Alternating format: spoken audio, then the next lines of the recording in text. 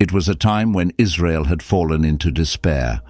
Once more, the people had turned away from their promise to God, and punishment rose like a tide. The Lord gave them into the hands of the Philistines, fierce warriors from the coast, who held a terrifying advantage. They had mastered the use of iron.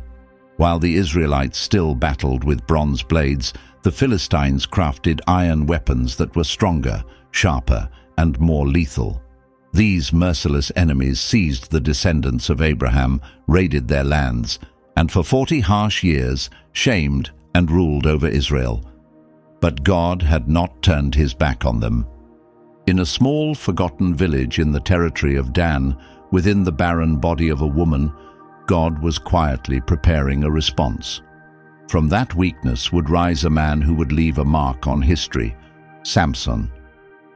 His story tells of the most powerful judge in Israel who once tore a lion apart with his hands, defeated 1,000 soldiers, and brought a massive temple crashing down through sheer strength.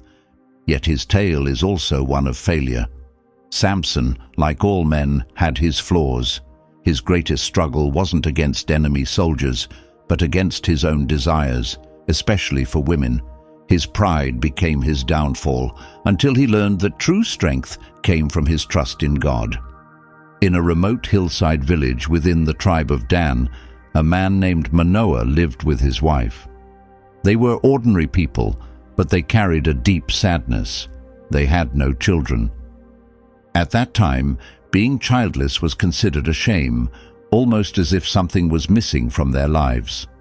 The woman's sorrow reflected something greater. Israel itself was barren, crushed by enemies, and without hope. One day, while the woman was alone in the fields, a dazzling light surrounded her. An angel appeared with a message that would change everything. "Though you have no children," he said, "you will soon be pregnant and give birth to a son." "Be careful," the angel warned her. "Do not drink wine or anything fermented, and avoid all impure food.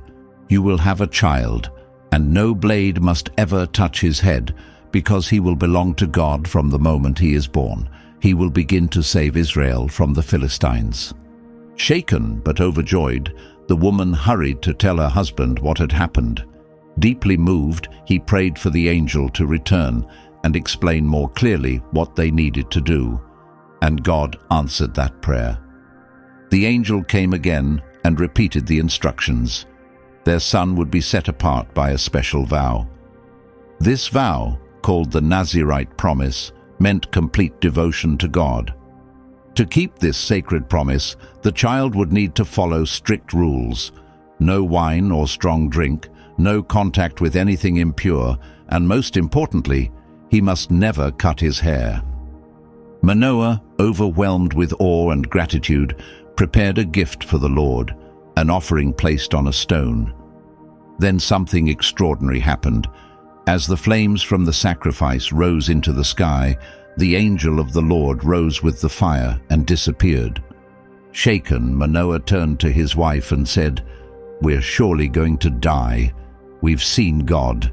But she, strong in her trust, replied, "If God meant to destroy us, he wouldn't have accepted our offering.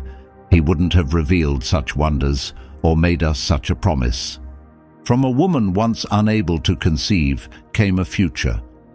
The child born to her had a divine purpose from the very start. His name held meaning. It was a sign of what he would become. Samson means little sun, for during the dark time of Philistine rule, he would be the bright light signaling freedom's arrival. Even as a child, Samson stood apart. God's Spirit began working through him, giving him a mysterious and mighty strength. As he grew, his physical power became undeniable, but a deeper conflict stirred inside. A part of him longed to follow God's will, to become the man he was born to be. Yet another part of him wanted to enjoy life, to follow his own path and desires. This tension between serving God and doing what he wanted never left him. It would soon lead to serious consequences. As a young man, Samson was known not just for his strength, but also for his impulsive nature. He often acted on instinct, following whatever feelings took hold of him. One day, Samson traveled to a Philistine town called Timnah. While there, he saw a stunning young woman. The Philistines, enemies of Israel, had oppressed and ruled over them. They didn't share Israel's beliefs or values. But none of that mattered to Samson. He saw her, and that was enough. When he got home, he told his parents, "I saw a woman in Timnah, a Philistine girl. I want you to arrange for me to marry her." His parents were shocked. They tried to reason with him, saying, "Isn't there someone among our people, from your own relatives, that you must look for a wife among the Philistines who don't follow God?" They knew such a marriage could lead him away from his commitment to the Lord, but Samson couldn't be talked out of it. He insisted, "Get her for me, she's the one I want."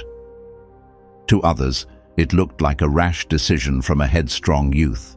But hidden behind his bold choice was the first step in the plan God had for him. So Samson and his parents began the journey to Timnah. At one moment, Samson stepped off the main road and wandered into a risky place for someone like him, a vineyard. As someone set apart by a Nazirite vow, Samson had 3 key rules to follow.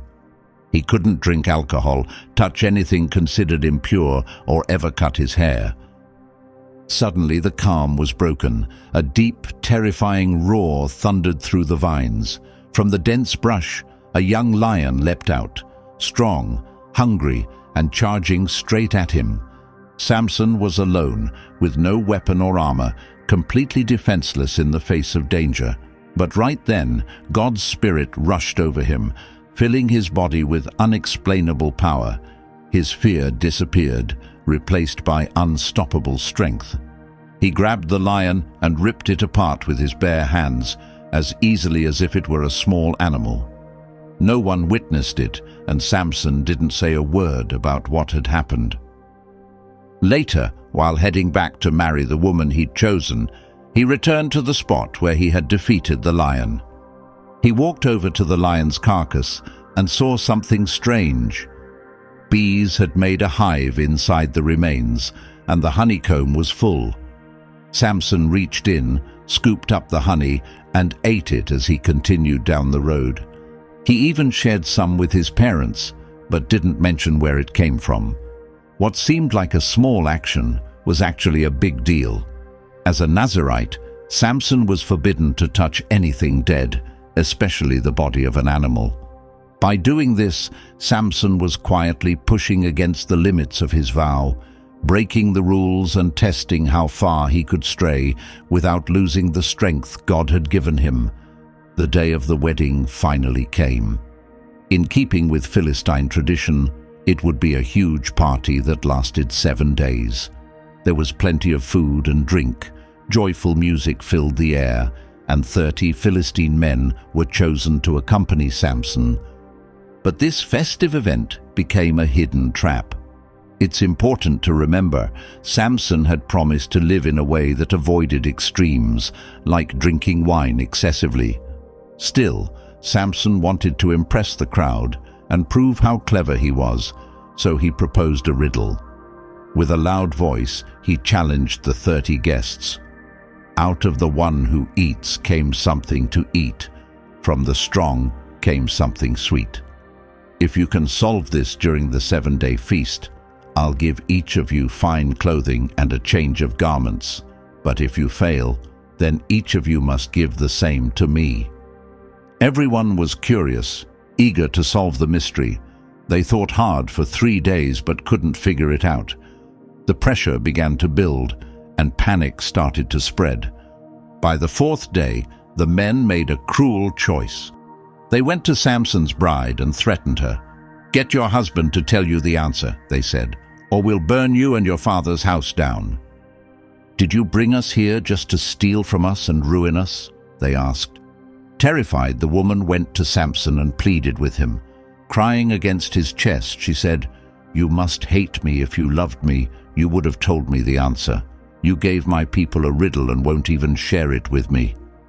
Samson snapped back, "I haven't told my parents either. Why should I tell you?"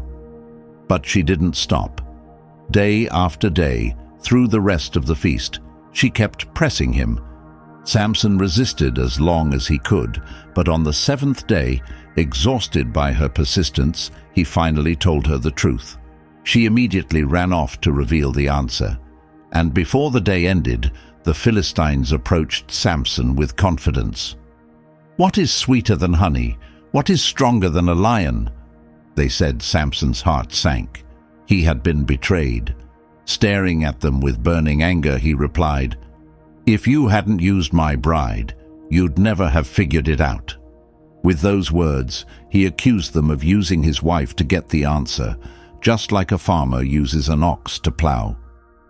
What began as a playful challenge had turned into a public humiliation. Then God's Spirit rushed upon Samson again, filling him with tremendous power. Furious, he stormed down to Ashkelon, a Philistine city. There he struck down 30 men, took their clothing, and handed it to the men who had guessed the riddle. Still seething from the betrayal, he went back to his father's home, leaving the feast and his bride behind. Time passed, and Samson's rage settled. He decided to go back and make peace with his wife. Carrying a young goat as a gift, he went to visit her. But when he arrived, her father stopped him at the door. "I truly thought you hated her," he said. "That's why I gave her to your best man. But her younger sister is even more attractive. Take her instead." That was the final blow. The woman he had chosen, the one for whom he had risked entering enemy lands, had been handed off like an object. His pain turned into a quiet, burning anger. Through gritted teeth, he declared, "This time, I won't be guilty when I strike the Philistines." It wasn't just personal anymore. It was about dignity, about justice before God. But how could one man take revenge on an entire people? Then Samson came up with a plan, unusual yet powerful. He went out and caught foxes, or more accurately, jackals, gathering 300 of them. He tied them in pairs by their tails, and between each pair he placed a flaming torch. Then he set them loose in the Philistine fields. Within moments, fire swept through the land like a furious beast. The destruction was massive. Grain fields went up in flames, vineyards were consumed, and the olive groves turned to ash. The damage was overwhelming. In one single night, the Philistines lost their harvest, their food supply, and their prosperity, all to smoke and fire. When they saw the ruins, they demanded to know who had caused such devastation. The answer came quickly. "It was Samson," someone said. "He did it because his wife was given to another man."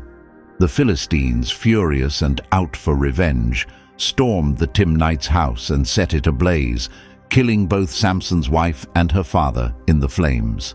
She rushed off to inform her people, and before the day ended, the Philistines came back with an answer for Samson. What could be sweeter than honey? What could be stronger than a lion? Instantly, Samson realized he had been betrayed. Staring at them with fury, he snapped, "If you hadn't used my wife like a plow with a cow, you never would have guessed my riddle."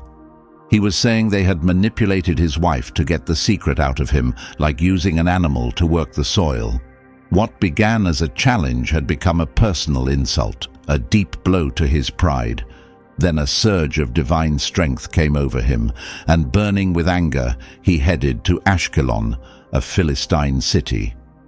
There, he struck down 30 men, took their clothing, and handed it over to the ones who had answered the riddle. Still raging and hurt by the betrayal of his wife, he went back to stay at his father's home.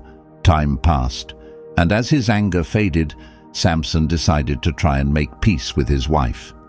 He brought a young goat with him as a sign of goodwill. But when he got there, her father blocked the entrance and said, "I truly thought you no longer wanted her, so I gave her to your friend. But her younger sister is prettier, why not take her instead?" That was the final straw.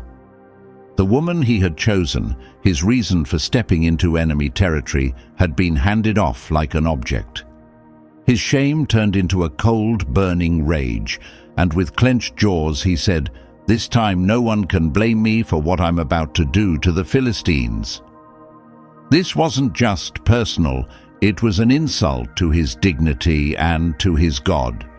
The Philistines would suffer, but how could one man strike back at a whole people? Then Samson came up with a plan that was both bizarre and deadly. He went out and caught 300 foxes, or jackals, and tied them together in pairs by their tails. Between each pair, he attached a lit torch and let them loose into the fields of the Philistines. In moments, fire spread like a wild beast. The destruction was complete. Flames tore through the crops. Vineyards turned to ash, wheat fields disappeared, and even the olive trees went up in smoke. The damage was immense. A full year's food supply, the heart of the Philistines' survival, was wiped out in a single night of fire and ash. When the Philistines saw what had happened, they demanded to know who was behind it. The answer came fast. It was Samson, the man from Timnah's son-in-law, because his wife had been given to another. Enraged, the Philistines wanted vengeance. They went to the house of the Timnite and set it on fire, killing Samson's wife and her father in the flames. The news struck Samson like a heavy weight. The woman who had been the reason for everything, the love that led him to Timnah, was gone because of him. Taken in the most brutal way, his sorrow turned into a fierce desire for vengeance, and he made a solemn vow. "Because of what you've done to me, I promise I will take revenge, and only then will I find peace." And Samson stood by his promise. He attacked like a storm, unleashing his might without holding back. Cries echoed through the air and bodies fell all around.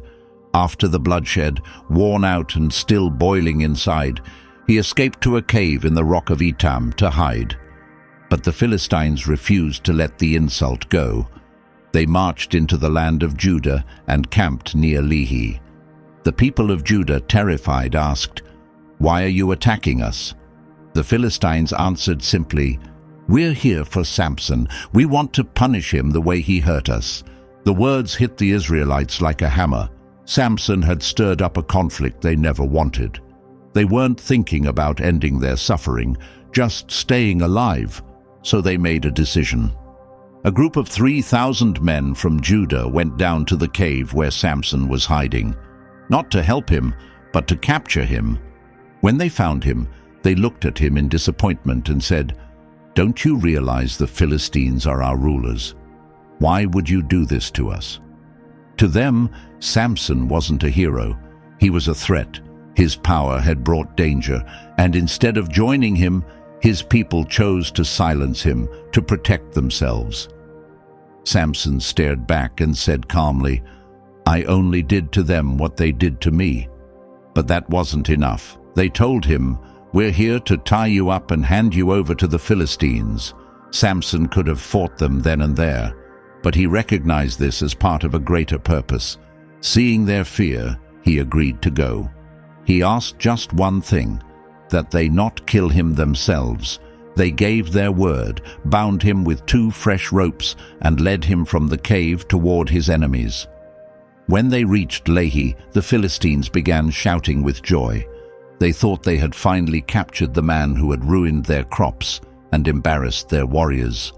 But in that moment, the Lord's power surged through Samson instantly.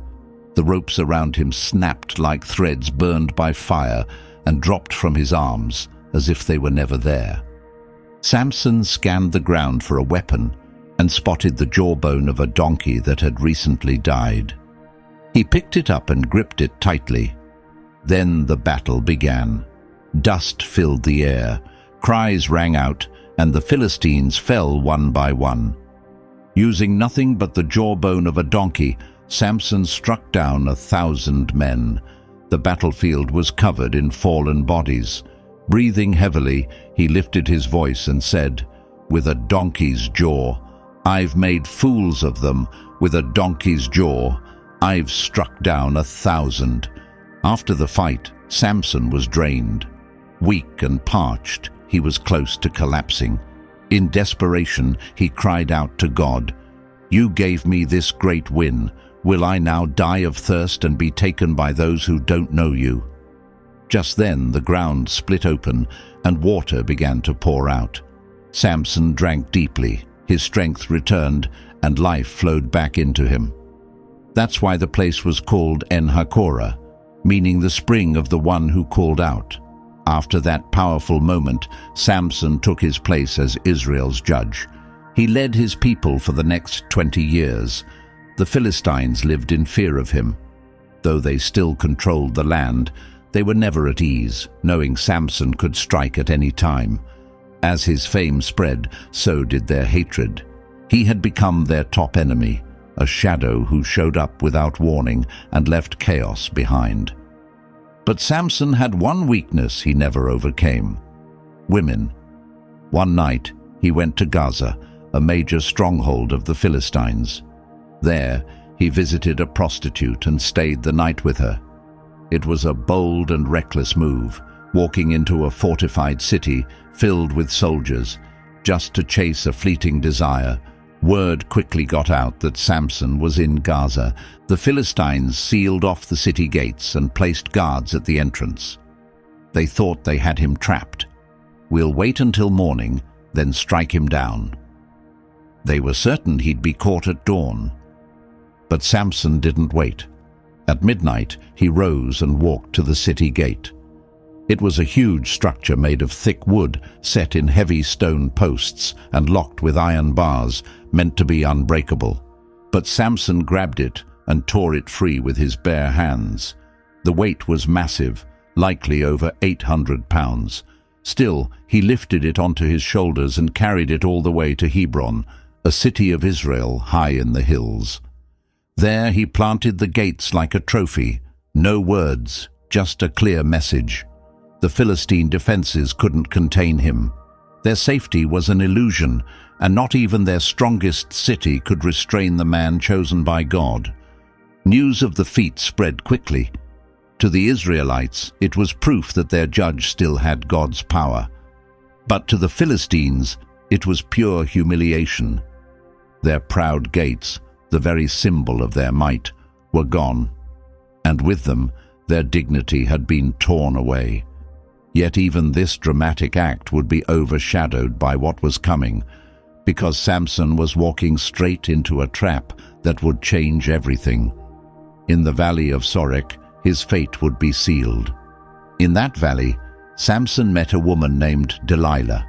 She wasn't a fighter or royalty, but her cleverness was far more dangerous. The man who could crush entire armies with his bare hands had no defense against her charm. Though he had the strength to defeat 1,000 men, he couldn't resist a single woman. The Philistines recognized their chance and set a plan in motion. The 5 rulers of the Philistine cities came to Delilah with an offer. They promised her 1,100 silver coins each, more than 140 pounds of pure silver, a fortune big enough to buy nearly anyone's loyalty. All she had to do was uncover the source of Samson's power and figure out how he could be subdued. Motivated by greed, Delilah agreed. Not long after, she gently asked Samson, "Tell me what gives you your strength and how someone could tie you up and take you down." Samson, feeling sure of himself and treating it like a game, made something up. "If I'm tied with 7 fresh bowstrings that haven't dried, I'll be as weak as any man." That same night, while he was asleep, Delilah tied him up with 7 new bowstrings. Philistine warriors were hiding in the room, ready to attack. Then she called out, "Samson, the Philistines are here." He woke up and snapped the cords like they were nothing, like dry straw near a flame. His secret was still safe. The first attempt had failed, but Delilah didn't stop. She went back to him, pretending to be hurt. "You lied to me and made a fool of me. Now tell me the truth." Samson, lowering his guard a little more, gave her another fake answer. If I'm bound with brand new ropes that have never been used, I'll lose all my strength." The same trick was played again. She waited until he was asleep, tied him tightly with fresh ropes, and shouted again, "Samson, the Philistines are here." But once more he broke free effortlessly, as if the ropes were nothing but thread. Another failure. Delilah was growing angry, but her hunger for the silver was stronger than her frustration. So she tried again, pushing him to reveal the real secret behind his strength. Samson came up with one more lie. "If you braid the 7 locks of my hair into a loom and fasten it securely, I'll be just like anyone else." That night, while he slept, she carefully wove his thick braids into the fabric of the loom and pinned it tight. Then came the same warning cry, "Samson, the Philistines are attacking!" He jumped up, full of energy, pulled himself free, and tore the entire loom out of the wall. 3 times she tried. 3 times she failed. Delilah realized that playful tricks weren't working anymore, so she decided to take a new approach. This time, she turned to her strongest weapon, emotional pressure. She began to cry and accuse him. "How can you claim to love me if you won't confide in me?" Her goal was to wear him down from the inside. Day after day, her words became a constant source of pain. The pressure grew so unbearable that, as the scripture puts it, he felt like he was dying inside. At last, Samson gave in and shared everything, the truth about his dedication to God. "I've been a Nazirite since before I was born," he revealed. He explained that a Nazirite was someone set apart for God under a special vow. Part of that vow meant never cutting his hair. His long hair was the outward sign of his promise to God. Breaking that promise would destroy everything. "If my hair is shaved off, I'll lose all my strength and be just like anyone else." Delilah could tell he wasn't lying. This time, he had opened up completely. She immediately sent word to the Philistine leaders. "Come quickly, he's finally told me everything." Samson, worn out and trusting her, fell asleep with his head in her lap. The Philistines returned, this time bringing the promised silver with them. It was the perfect betrayal. While he slept, Delilah called someone in to shave off his 7 long braids. 1 braid fell, then another and another. Each time hair hit the ground, it marked the end of a vow that had lasted 2 decades. When the 7th and final braid was cut, the sacred covenant was broken for good. Scripture puts it in hauntingly simple words. His strength left him.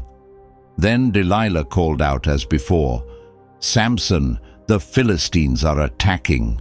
He woke up thinking he'd break free like always, but this time was different. He didn't know that God had left him. He tried to resist, but it was no use. His power was gone. The great champion of Israel had become just a man. The Philistines captured him easily and, in a brutal act, gouged out his eyes so he'd never see again. Blind and helpless, they shackled him with heavy bronze chains and took him to Gaza as a war prize. There, the man who had once rescued his people was forced to grind grain in prison, doing the work of livestock. The mighty judge of Israel had become a symbol of defeat and shame. But what the Philistines didn't realize was that deep within that dark cell, a real change was starting in Samson. He had lost his vision, his power, and his freedom. Yet in losing everything, he would finally grasp what he never had before.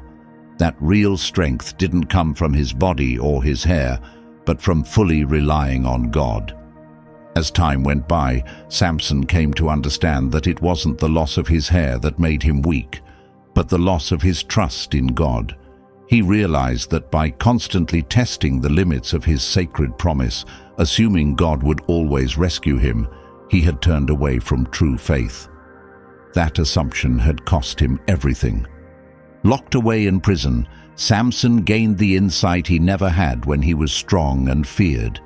he finally saw that being distant from God was his deepest flaw.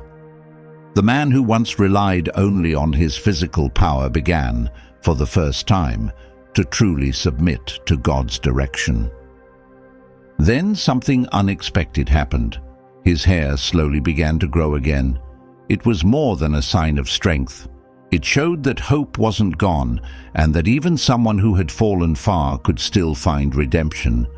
His journey wasn't finished. Despite his failure, God still had a plan for him. The Philistines, confident in their victory, prepared a huge celebration for their god Dagon, a creature part man and part fish, whom they honored as Baal's father and the source of their wealth. But this wasn't a simple spiritual event. It was meant to send a message. They wanted the world to believe that Dagon had conquered the God of Israel, that their false god had handed them Israel's fiercest leader. The temple filled quickly. 3,000 people gathered on the roof and in nearby areas, all eager to witness the moment.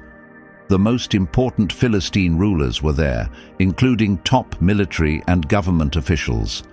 It was more than a party. It was a national moment of pride, celebrating the defeat of their enemy. The warrior they once feared had become their amusement. They ordered Samson to be brought out, and he was dragged into the center of the gathering, blind and empty-eyed. He appeared so feeble that a young servant had to support him, guiding him like a worn-out elder. It was a painful sight. The mighty figure who had once terrified them was now in chains, stumbling to the sound of laughter and insults. But as the crowd jeered, Samson quietly leaned toward the servant beside him and whispered, "Take me to the pillars that hold the temple, so I can rest against them." Unaware of the danger, the boy led him to the two giant columns made of stone and wood, the core supports of the entire temple. Philistine buildings often depended on two central supports to carry the roof's weight. With both hands on the pillars, Samson sensed that he wasn't just holding a building, he was holding Philistia's destiny. At that moment, surrounded by noise and scorn, Samson whispered his final prayer. It wasn't loud, but it rose above the chaos and reached the heavens. "Sovereign Lord, please remember me now. Give me strength just one more time, so I may bring justice to the Philistines for the loss of my eyes." In that short plea, he showed all the wisdom he had gained through pain and failure. He finally understood that the strength had never belonged to him. It came from God. He wasn't pleading for a long life, but for a single moment of divine power. Placing one hand on each pillar, the roar of the crowd masked his quiet words. He took a deep breath, sensing the cool surface of the stone under his hands. Then, with a roar that echoed through the entire building, he pushed and shouted, "Let me fall with the Philistines." The two main columns began to give way, and the roof trembled as joy turned instantly to panic. The temple started to crumble. Beams and stones tumbled down like a wave of destruction. The dust rose, people were crushed, and the sound of impact echoed through the city streets. The massive pillars split apart. For a brief second, the building groaned before surrendering. The rooftop, where 3,000 people had gathered, came crashing down, burying those below in the rubble. The collapse was complete. The temple, once filled with mocking laughter, became a grave. In that single moment, the nation's top officials, its generals, politicians, and priests, were wiped out. The Bible describes it in few words. Those he took with him in death outnumbered all those he had defeated in life. His last act had more impact than every battle he had ever fought, but it came at the ultimate cost. Samson was buried under the ruins along with the enemies he brought down. In choosing to give his life, he fulfilled the reason he had been born, to begin freeing Israel from Philistine control.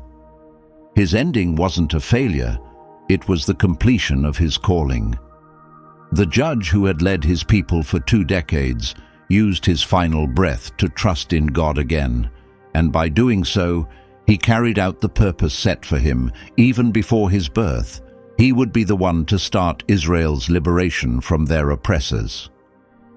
When the dust finally settled and the chaos faded, his brothers and his father's family traveled to Gaza. They recovered his body, brought it back, and laid him to rest in his father's burial place in the land of his birth. There, they buried the man who had led their nation for 20 years, the man whose downfall would leave a greater legacy than all his past triumphs combined. His story lived on as a powerful reminder for future generations. A person can be incredibly gifted, but without staying close to God, even the greatest talents can lead to ruin. Only after losing his sight did Samson truly begin to see with wisdom and spiritual clarity. He came to understand that apart from God, he had no real strength. It was never about his hair, but about his trust. What he couldn't achieve through brute force, he accomplished through brokenness when he gave everything to God. His final words became a lasting message of faith, showing us that in our darkest hour, turning to God can lead to true victory. And his sacrifice, given to save his people, quietly echoed a greater act of redemption that would one day be completed through Christ. From Samson's life, we learn that weakness placed in God's hands can bring the greatest victories. His story reflects our own human fragility and shows that redemption often comes not in triumph, but in surrender. Sometimes, hope shows up when things feel the darkest. It's never too late to place your trust in God. This story now speaks directly to you. Maybe you're in a place where everything feels hopeless, where your strength is gone, and it seems like your journey has come to a stop. But if you put your trust in God, He can turn your pain into purpose, your failure into growth, and your weakness into the key to your greatest breakthrough. And if you know someone who could really use this message, don't hesitate. Share this video with them. It might be exactly what they need to get back up. If this message encouraged you, consider showing your support with a like. And if you've never heard the story of Solomon, the wisest judge in Israel's history, or the prophet Isaiah, one of God's most powerful messengers who saw visions of the end times, I've placed their powerful stories right here on screen. May blessings fill your life and reach every member of your family.